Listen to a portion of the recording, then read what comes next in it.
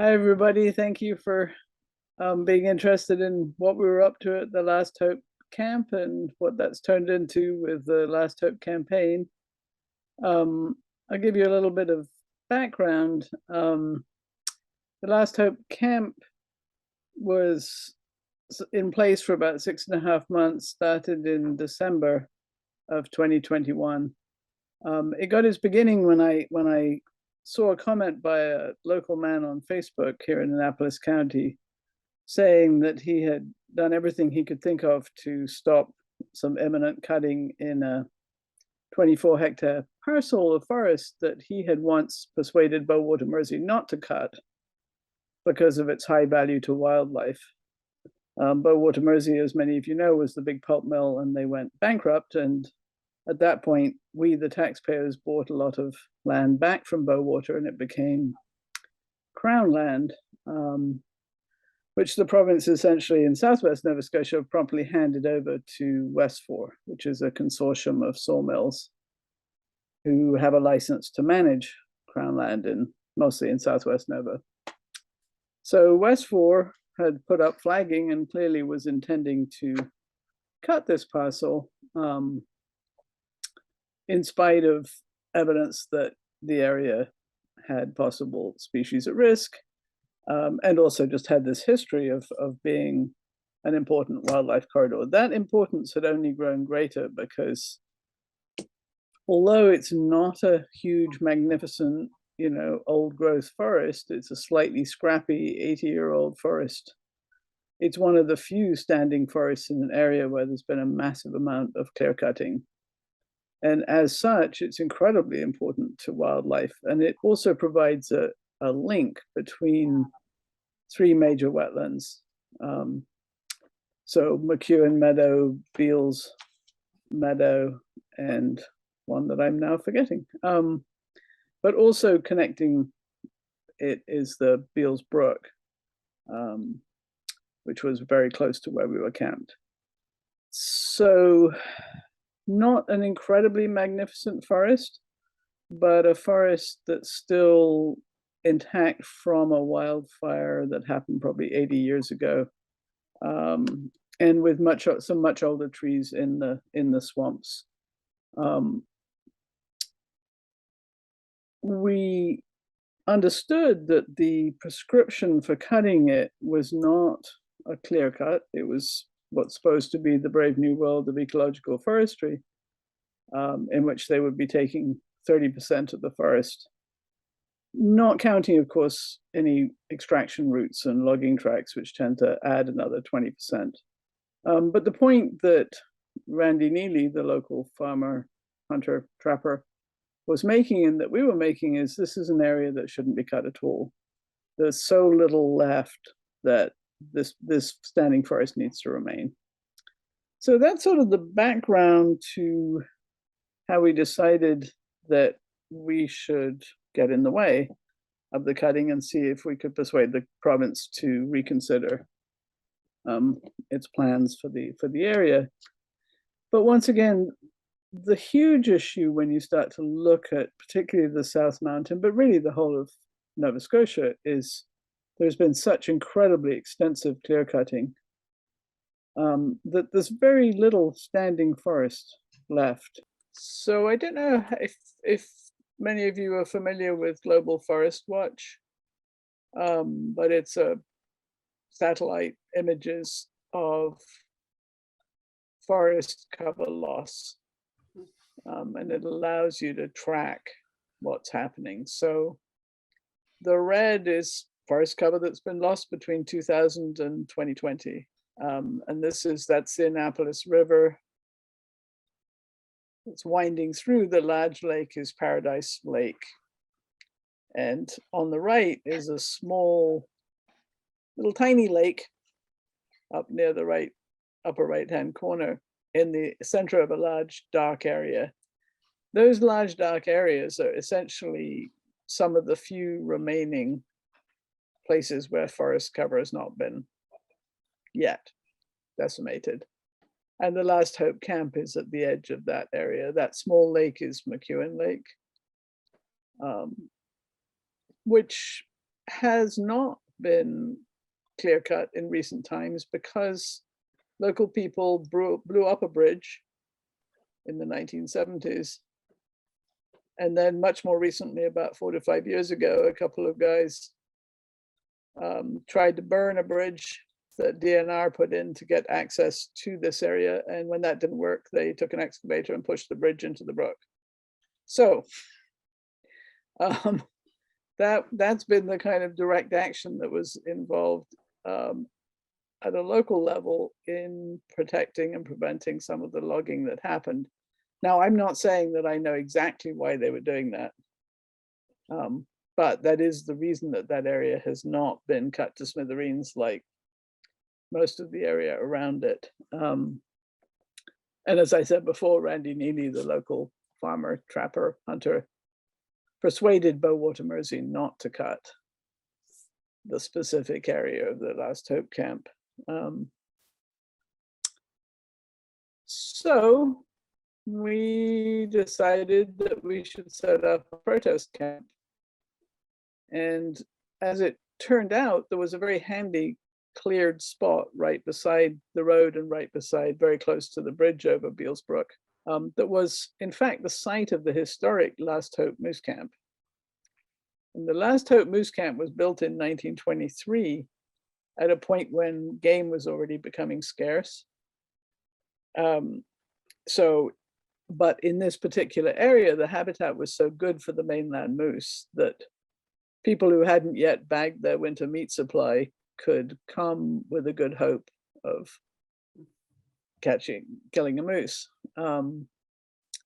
Needless to say, the moose population has declined dramatically since then as a result of all the habitat fragmentation and the white-tailed deer that have moved in, and with them the brainworm, not to mention probably some poaching along the way. But the habitat fragmentation and the addition of many logging roads is a really primary element. So it seemed rather natural that we should call the camp Last Hope. So the camp was set up on the 2nd of December, and pretty quickly we realized that we did need to have some heated tents if we were going to be there for any length of time, as seemed possible. And we were loaned an old style prospector's tent with where you make a frame out of saplings. So that's what's happening right there. Went through Christmas, and then, if you remember last winter, the snow started to fall, and it went on falling. Several of us had been camping in regular tents, but as the snow thickened and also the temperature dropped to -7, I think the 3 of us ended up camped all together in that old prospector's tent with the external frame. Not entirely sure how we were gonna get plowed out, because this place was 6 kilometers of logging road in from Highway 10 near Trout Lake. But I have to tell you that we remained very good friends at the end of 3 days of sleeping in those close quarters. Sandra Finney in the foreground was our oldest camper at 77. I think our youngest camper was 22, so we had quite a range. Yes, it was a great relief when we finally got plowed out, and it was always a logistical nightmare. But once people had a way to come in and out, we also found that a lot of people wanted to come and support the camp and visit the camp. And this is something that I have come to know from taking direct action to get in the way, that many people are very despairing of finding any way of effectively protecting nature in this province. That there's been such a, oops, didn't mean to go there. There's been such a long history of governments giving away natural resources to anybody who's promising a job, and so little sense of being able to have any real say in what is happening. That my experience, at least in rural Nova Scotia, is that there is just a tremendous amount of despair and a kind of passivity that's born of that despair. But it's not indifference. From talking at lots of festivals and gatherings and natal days and cider days, I have found that most people really, really hate clear cutting. They hate seeing what has been done to the forests in the name of industrial forestry.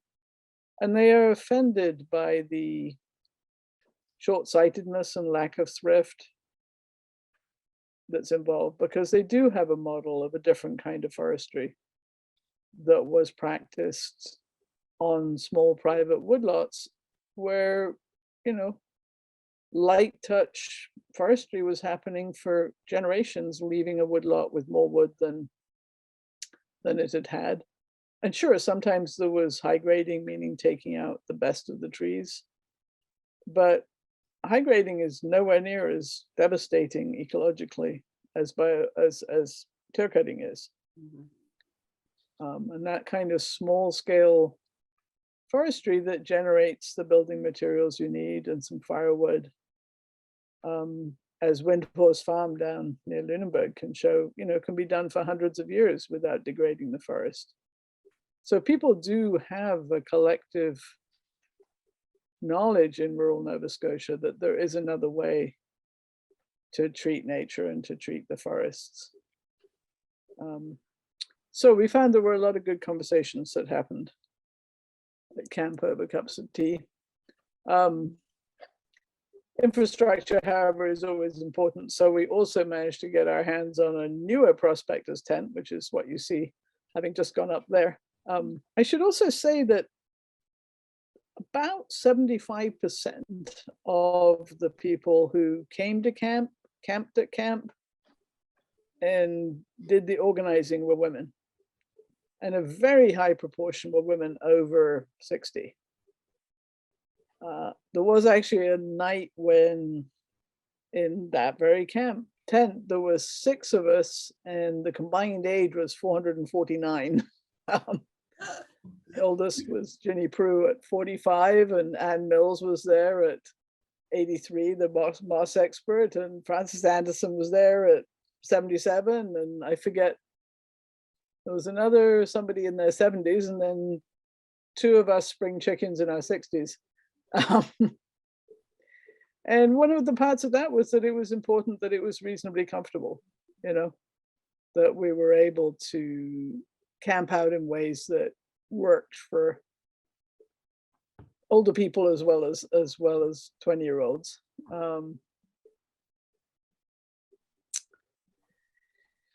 So at that point in, I think this was January 21st, we'd been camped out for 7 weeks or so. We had a rather wonderful visit from the district chief of Gespewick of this District 1.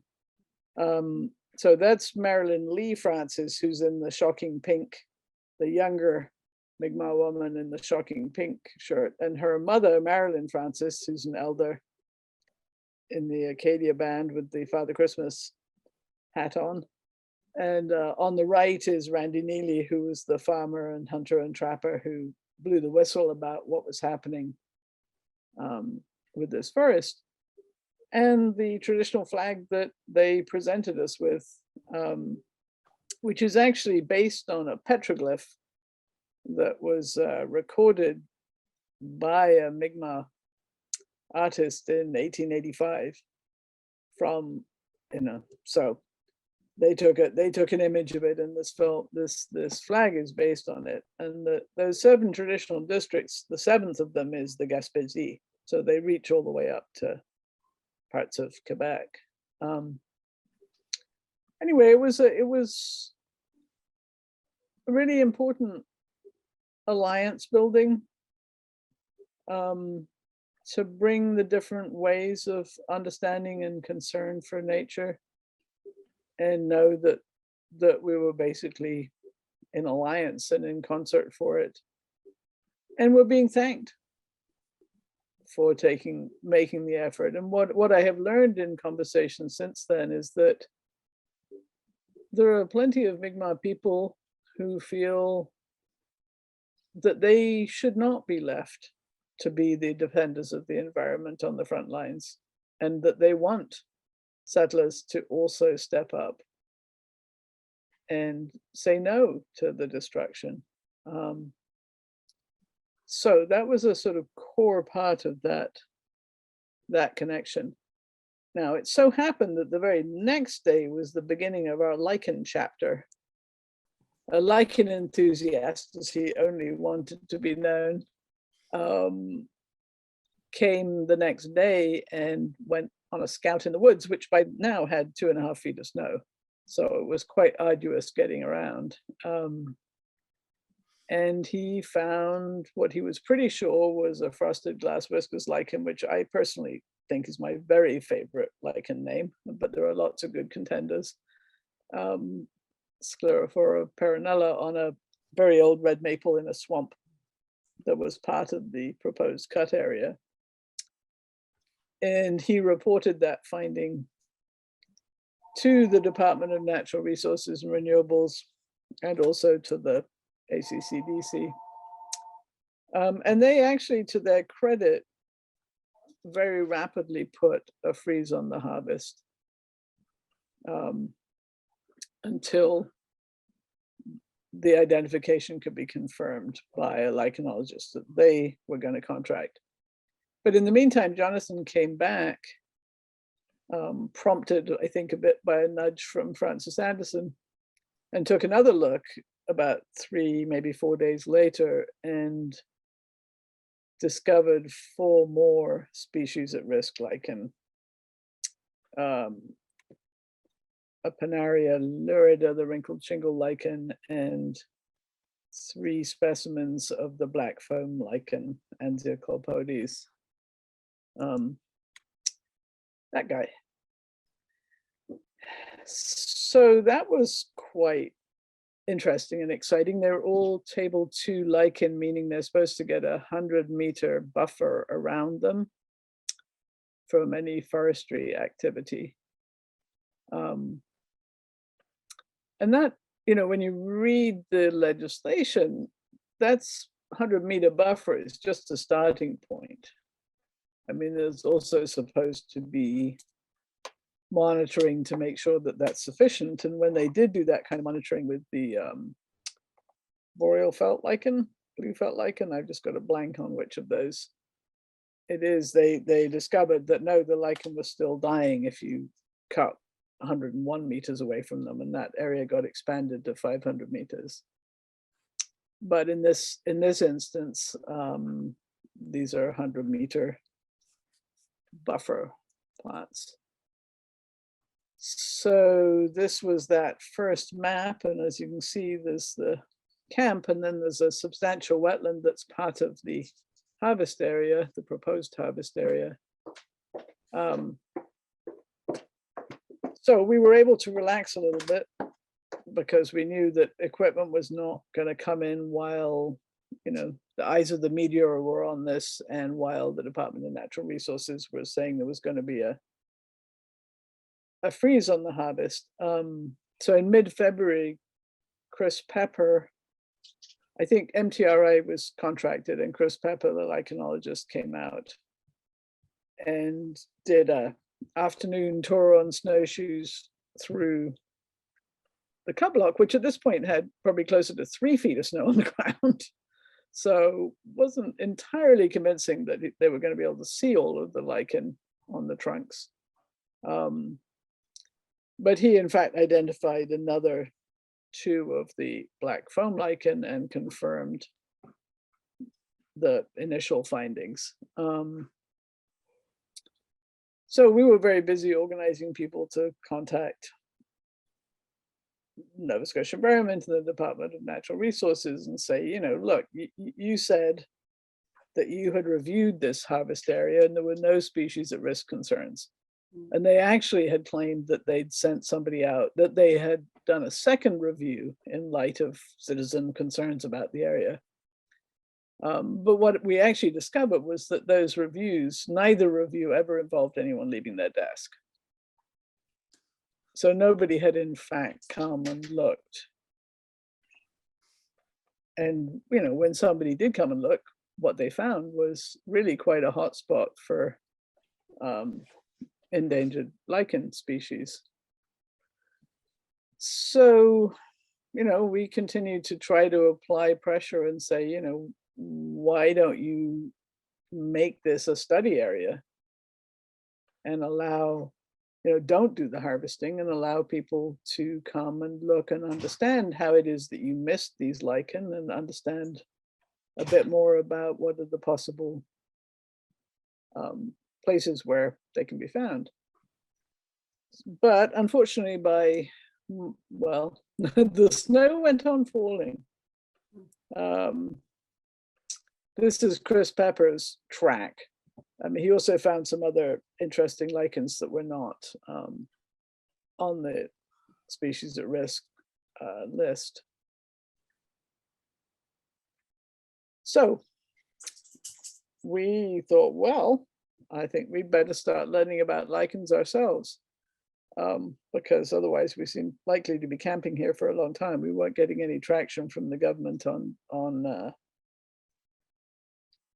canceling the harvest in a permanent kind of way. So as soon as the snow began to melt, we asked Frances Anderson if she would come and teach a lichen workshop where we could learn to identify them. And we also made lichen cards with the help of somebody who is knowledgeable so that we could give to people who are participating in the workshops, you know, something that wasn't just on your phone so the battery died, but actually little, you know, half sheet plexiglass, I mean, not plexiglass, plastic identification cards. It did quite quickly become clear that the black foam lichen, there was an amount of it on red oak trees, and we had been primarily told red maple, but in this area it was pretty much all on red oak trees, and not the very oldest, but also not the smallest and youngest, and not right into the swamps, but actually sort of a few steps back. And some of them even up onto ridges, but it was a very moist and humid area because of all of those different wetlands that surrounded this. And then we began to have visitors. So there's Donna Crossland and Bob Bancroft coming to take a look. And here's, you know, the first of the lichen workshops, which was really quite fun and quite wonderful to do. And in the course of the first workshop, Lisa Prue, Ginny Prue's daughter, found 2 more specimens of the Ansia colpodes, of the black foam lichen. Yeah, that was a very fine and handsome specimen. So really, we began to comb through the woods and see what we could find. And we spent a lot of time doing this. Simultaneously, at this point in April, there was a pine marten was also seen right beside the bridge across Beals Brook. And we had told DNR that there were sightings of pine marten tracks in this area. And they said, oh, well, no, it's not a species at risk anywhere except in Cape Breton. But when we reported it in April, the person in the wildlife biologist in Kentville said, well, actually, the American marten is about to, the pine marten or American marten is about to be put on the species at risk list for the whole of Nova Scotia, because it depends on old forest and we don't have very much of it left, would be my gloss on that.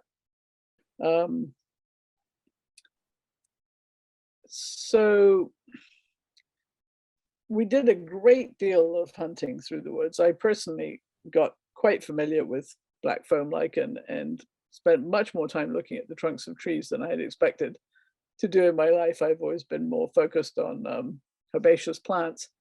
Um, but we discovered that while there were a fair number of the black foam lichen, I think we ended up with 15 identifications. They were in a very specific area of that 24-hectare forest. And they really were not present in the northern section, which was less damp. But we also did begin to discover some really substantially older trees, a couple of yellow birch, but mostly red oak. It wasn't clear that the soil was much more fertile there, so it seemed simply that that area might not have been hit by the fire from 80 years ago that had reduced that area. So we still need to get back in there, actually, with an increment borer and see what kind of ages those trees are, because there's a section with quite a few. And it was very noticeable that there was way more wildlife scat in that area. In fact, it pretty much looked like a bear's, dog park, as far as having to watch where you put your feet. And we did set up a trail cam and catch sight of black bears, and we knew there were black bears around, but it was very interesting how much more traffic there was in the oldest forest section. And this was actually the largest of the red oak that we found, and if I'm remembering rightly, it was 91 centimeters dBH, diameter at breast height. So it was quite a substantial tree. It may not be easy. That one I don't think will be able to age because it had obviously suffered a lightning strike. You can kind of just see the scar beginning at the bottom. So there was probably some rot in the core. So the other thing that we did as the migratory birds began to return was reach out to people who knew their birds. And we had a crew come in who were focused on the birds, and they identified 4 species at risk in the immediate area in the space of basically less than a day. So there was a Canada warbler, eastern pewee, an olive-sided flycatcher, and a chimney swift. So again, this area that had been sort of dismissed as not really having much biodiversity value by DNR was turning out to be really a bit different than the government was claiming. So ultimately, what we realized was that when you put together all the 100-meter buffers, which is what all those green circles are, and the yellow dots are actually the species of risk bird sightings, and the little orange one is where we saw the pine marten, the American marten. We realized that those buffers were sufficiently extensive and overlapping that they were protecting. They'd put 60% of the forest off limits for cutting. And that felt great. And we trusted that that would be so and would be respected by the forestry company, because there'd now been quite a bit of media coverage, and we were very clear that we were going to continue to monitor the site, which we have. It would have been nice to be able to protect the entire site, but one of the other aspects of the lichen finds was that it made it much harder to access the remaining area, and the extraction route that was planned was going to have to be changed. So we continue to monitor it, and we've remained very clear that we know our way back there, if need be. So at this point, no cutting has been done. So let's see. So we called a celebration and called it a win, and packed up our camp on the summer solstice, June 21st. This was our celebratory party. And it was a party. It was quite lovely to feel like we had succeeded after 6.5 months of camping through a really brutal winter. And I have to say the black flies weren't that much fun either. I know they're good food for the birds, but it was quite thick for a while there. That last evening, we had a lovely rainbow over the brook and over the camp. Let's leave that. So at one level, that was a tremendous amount of work to protect a very small forest that was not necessarily of the absolutely highest ecological value. On the other hand, it also allowed us to highlight something important in a number of different directions. One is that the government claimed that there can be counted on to monitor and protect species at risk was once again revealed to be not something that we can count on. But also, we were very clearly making a point with this. The prescription for this site was a 30% removal shelter wood. Now, we are coming to understand that that in fact means they remove 50% because they don't count logging roads and extraction trails into that total. And at that point, even by the Department of Natural Resources' own definition, if you remove more than 40% of the forest, it's a clear cut. It has that kind of level of damage because it destroys so much of the forest canopy. But nonetheless, the claim was, well, hey, we're not clear cutting. This is ecological forestry. This is us following the Leahy report. Why aren't you people ever satisfied? And I think the point we were making was we need to be protecting the areas of forest that remain in standing with any kind of maturity and biodiversity value when they're surrounded by clear-cut areas and when they're important stepping stones for wildlife connecting habitat. And it's not enough to just focus on stand by stand. We really need landscape level planning for what should be protected. And that's not happening. And if we don't get in the way of what the forestry companies are doing, there really isn't going to be very much left. And there's already so little. So in 1958, a quarter of all the forests in Nova Scotia were 80 years old or older. Now that figure is down to between 1% and 5%. Wow. Right.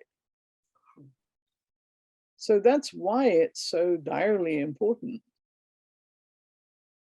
to protect what we can, because those older forests, and that's not an old forest. I mean, you know, it really isn't. It's just barely out of middle age.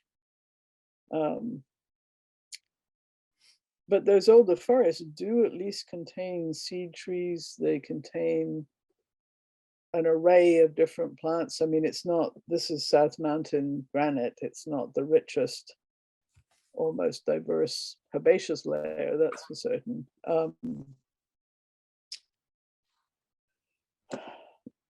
But as we learn more about the fungal associations in the soil, as we learn more about lichens, you know, we're seeing that how you define an old forest and a forest of high ecological value is much more subtle than, well, it has to have a certain number of trees with a certain, you know, DBH or age, you know, concentration. In fact, there's really suggestion that lichen communities are a good way to identify old forests. And the swamp in this particular forest and the area immediately around it was clearly a haven for lichens that take 100 years at least of undisturbed growing to really establish. like the frosted glass whisker, which is a tiny pink stubble lichen, they're extremely dependent on not being disturbed. So I know I'm preaching to the choir about this, but I do want to say that we are pushing forward with a Last Hope campaign, which really is, as I said at the beginning, is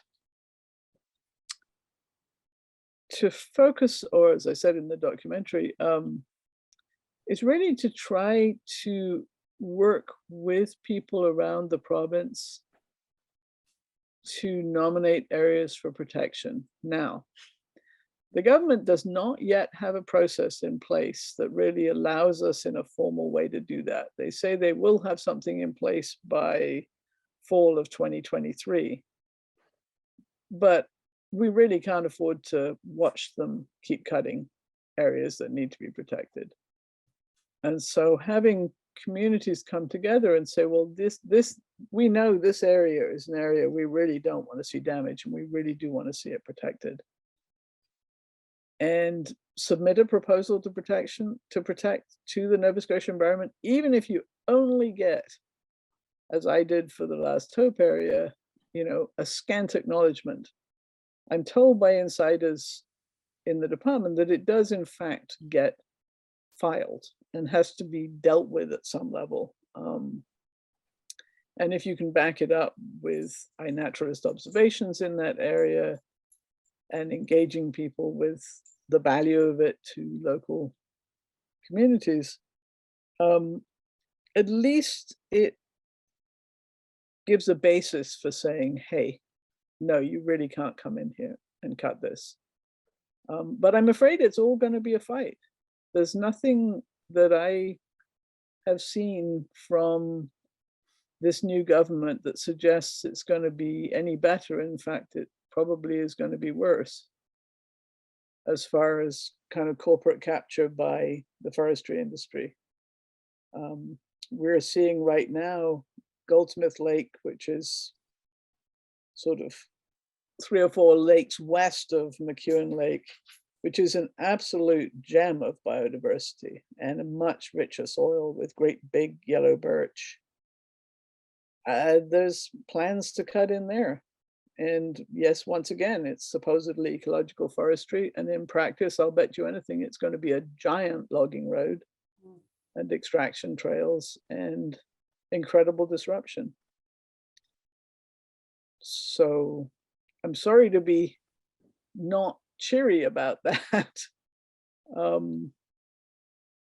What cheers me up is the commitment of many people to protecting nature, and the sense that we can come together and in all the different ways. Not everybody's going to camp, not everybody's going to write letters, not everybody's going to contact their MLA, but whatever people can do makes a difference. And one of the things we really saw was how very powerful it is when activists come together with naturalists, when the people who love the forest just for itself are adding their knowledge, their passion, their observation, their effort and time to the work of people who are slightly more political animals. I probably would include myself in that. It becomes a much stronger coalition, and that, I hope, is where we can all go. So feel free to ask any questions or have a conversation.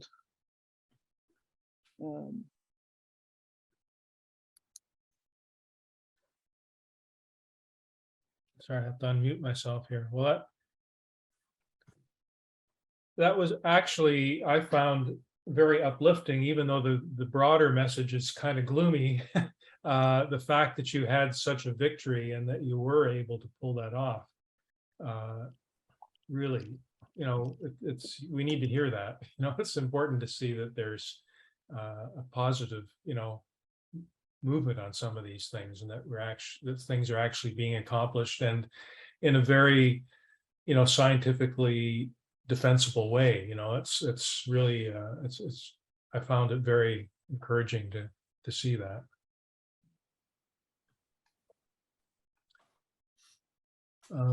I have a question for you, which is about, so sustainable logging is something that I struggle with, because from what I've seen of it, it looks like it still is pretty damaging to the landscape. And yet I also look at the fact that I'm guilty like anybody else, is that I do occasionally use lumber. I fix my deck with new wood. I do things like that. So what's your feeling like in terms of, what is the role of wood in our society? Like what is sustainable, what is not? What's your thought on that? I'm pretty sure that you can sustainably take some amount from the forest, because it's been done by lots of people in this province, but it's almost all been private landowners.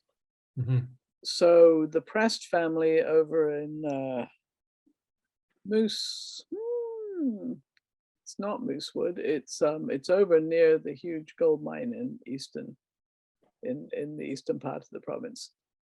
I've been to workshops that Wade Prest has taught there, where you walk around the forest, and he talks about his thinking and how it's evolved over time and what he's learned, which is essentially to do less and less. that he used to, do this commercial thinning, and then he realized it really didn't make that much difference. And he used to take stuff away, and then he realized, well, actually the forest really needs as much coarse woody debris as it can. And the idea of waste is not an ecological idea, it's an economic idea. And so listening to somebody like that, who has thoughtfully both taken harvest from his woodlots, but also done so in a way that was really focused on sustainability, not only for his economics, but for the ecosystem. He was just very aware of the birds that were there, of the plants that were there, that's really inspiring. And I think Windhorse Farm, the Drushers, which has now been donated or has been passed over to actually Mi'kmaq management, and will be really interesting. I missed a walkabout there on Saturday, but it's still called Windhorse Farm, and it's very worth keeping an ear out, because they, for 200 years, that family managed that woodlot sustainably, and they ended up with more harvestable lumber in that forest than ever. So it can be done. Can it be done on a big industrial scale? Oh, that's a much trickier question. But also Nova Scotia's forests, because they're primarily an Acadian forest or a Wabanaki forest, they're an amazing and actually sort of endangered ecosystem, which combines the boreal forest of the north softwoods, the spruce and fir, with the more heat tolerant hardwoods of the south, of maple and oak and beech. We should be better set up to deal with climate change than almost anybody. But unfortunately, industrial forestry has been so focused on wanting softwoods, that they spray glyphosate from helicopters to kill off the hardwoods, so they just get left with softwoods. But they've basically borealized the forest at a point in time when you might think we should be going in the other direction.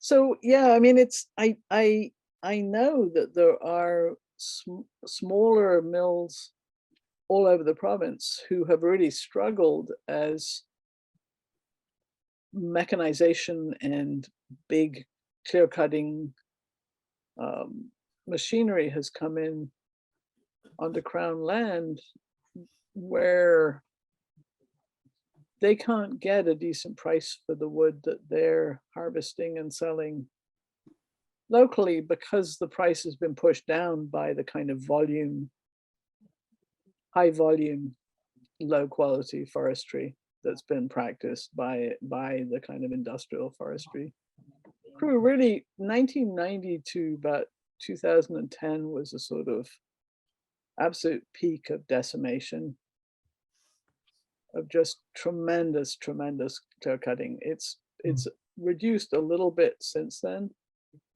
but the consequences of that are with us, and the forestry industry really seems to have decided that what they want is to cut on shorter and shorter rotations. So to cut after 30 to 40 years. And a forest that's 30 to 40 years old is toothpicks. But, you know, when you drive down the highway and you see small trucks with small logs, that's what they're harvesting. And they're doing it. And I've had this discussion with a logger out on the Moose Country blockade, who said, hey, what we're doing is green and sustainable. It's like growing corn in the valley. You grow it and then you cut it down and then you plant it again. And it's like, well, no, corn is an annual plant. This and also farmland is in fact being degraded by these practices. But this is, you know, that was the level of understanding of what a forest is or could be. And, you know, now we know that forest cooperation between trees is a hugely complex and important element and necessary for the health of a whole forest. I see Helga's hand. Yes, and you'll even get to see me if I can turn my camera on. I wanted just to make a bit of a statement of praise for Nina. I believe I got to know you pretty early on when you came to Nova Scotia. And I am so impressed by the depth of your knowledge, your understanding, your commitment. You have done so much for our province. I'm just really eternally grateful to you for your energy and your motivation and your knowledge and your skill at communicating. So thank you so much. That's not a question. That's really a testimonial. And you know what I really wish is that we wouldn't have to go to the lengths of finding each little special lichen to be able to protect an ecosystem. I wish we would get to a point where the ecosystem itself could be identified, in this whole effort of identifying areas that can be protected based on information that people have gathered. I really hope that people across the province do this more and more. Like what Mike Lancaster has done in the Ingram River Valley is just perfect for that. And I so hope that environment and climate change will be able to push against their bigger, rougher departmental neighbor and get some of these crown land areas protected. So I think we have to do a lot of pushing for that, each in our own way. And thank you for what you've done. Yeah. Oh, it's my pleasure. I always come back to the Leahy report's primary point, which is that we have to protect and restore ecosystem health, and that has to be the overarching priority. And it drives me mad that the government and industry say they've signed on to Leahy and that they're implementing it, and they have zero, as far as I can see, respect for that fundamental principle. And this is just the same thing in BC, that the core big new message was protect and restore ecosystem health. I mean, that's what modern ecology and modern forestry is saying, you know, but it's not what forestry practice and industry is saying. And I can see that it's a very difficult transition, but my God, if we want a livable planet, we better get on with it. Mm-hmm. Yeah. You know, it's not optional.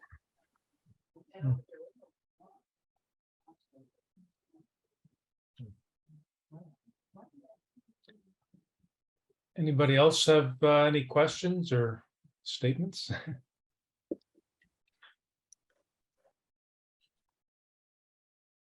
Anne, are you there? Me? Yes. Here quietly listening.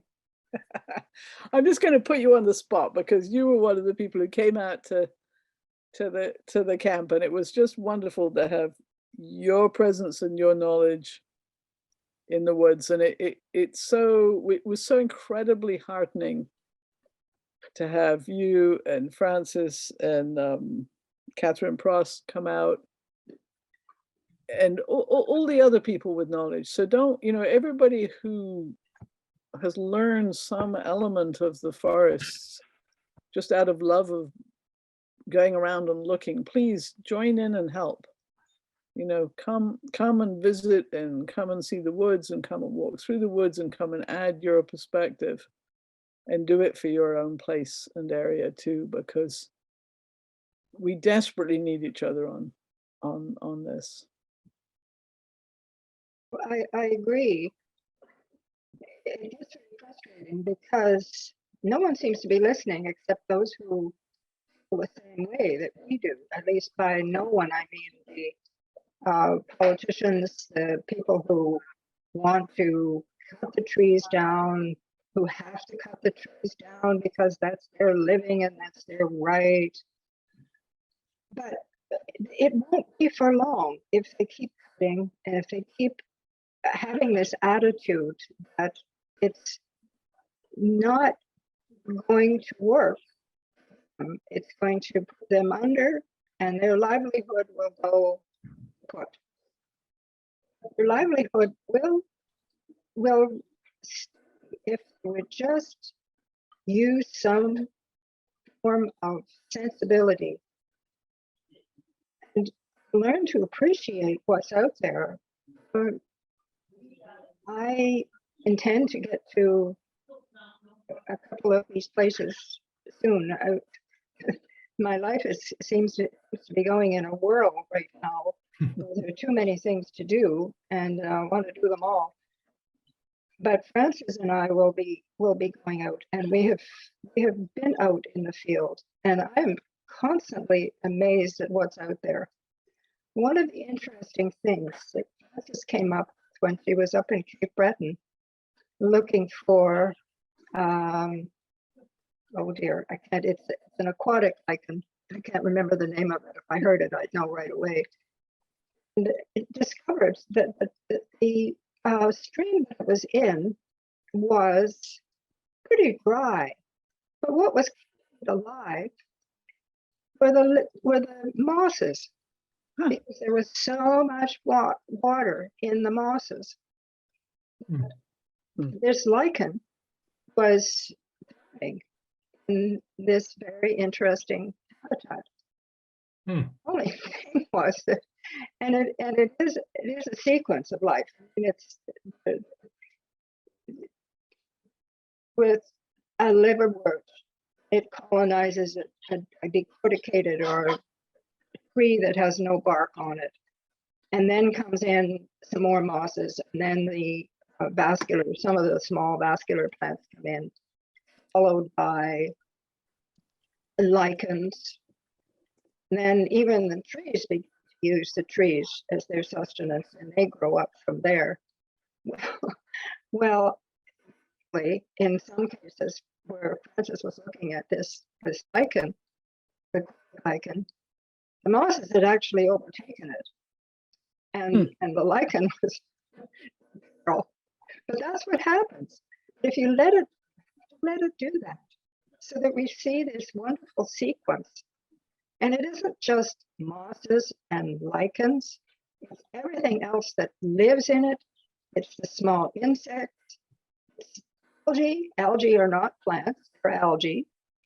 It's small mammals, and aquatic organisms that live in these places, and they live in harmony, and they make the forest healthy. If you cut all that down, there's nothing living there, but it's lost all of its integrity.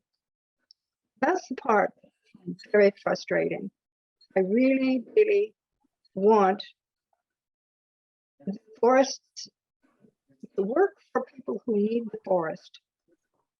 I also want them to leave some of it for anything else that uses the forest. That doesn't mean cutting down. It can mean living in the forest. It can mean supporting plant life. It can mean purifying the air. It can mean releasing moisture and keep healthy. Well, I would ask. I don't hate people. I don't dislike them. I just wonder when the penny is going to drop. So I don't know what else to say. I find it frustrating because when it asks me that, and you say the same thing over and over and over again. It's just has to happen. Yes. No, thank you, Anne. I didn't mean to go on. You know, the thing that's hard to explain to people is that, yes, it was difficult to camp out for 6.5 months. And, you know, my wife got rather tired of having to run the house mostly by herself. And people, you know, it's a real strain, but there was also a real joy among people at camp. And almost everybody at any given moment would say, I am so glad to be here. There's nowhere I would rather be. I feel like I'm doing something about something I care about. And it feels so much better than sitting at home despairing. You're absolutely right. And that is a huge, you know, it isn't all grim sacrifice at all. It's actually great conversations and good connection and feeling good about doing something. So there's a plug for involvement.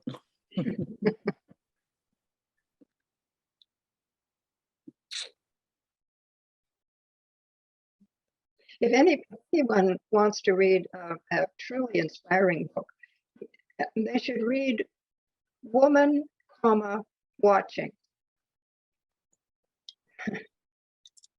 It's a Swedish woman who came to Canada to live in the wilderness. It's a royalty. She took an interest in bird watching in the 1930s and 40s and 50s.